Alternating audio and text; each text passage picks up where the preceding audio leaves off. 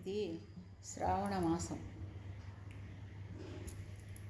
మగవాళ్ళకి కూడా చాలా ఖర్చులు ఉండే మాసం కూడా ఇదే అనుకుంటా.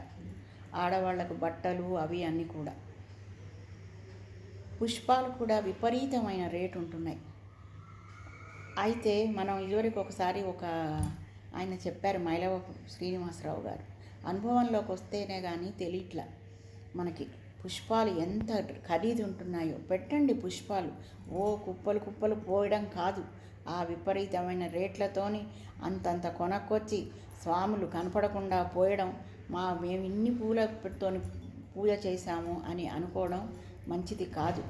మనకి అన్నిటికంటే ముఖ్యమైనది అష్టవిధ పుష్పాలు ఉన్నాయి కదా, వాటితోనే పూజిద్దాం. అహింస ప్రథమం పుష్పం ఇంద్రియ నిగ్రహ, సర్వభూత దయా పుష్పం, క్షమా పుష్పం విశేషత, జ్ఞానం పుష్పం, తప పుష్పం, శాంతి పుష్పం తథైవ చ, సత్యం అష్టవిధం పుష్పోః విష్ణోః ప్రీతికరం.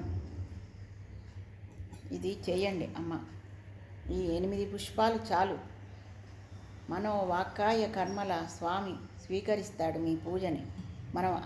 మనం సమర్పించవలసింది స్వామికి 8 పుష్పాలే.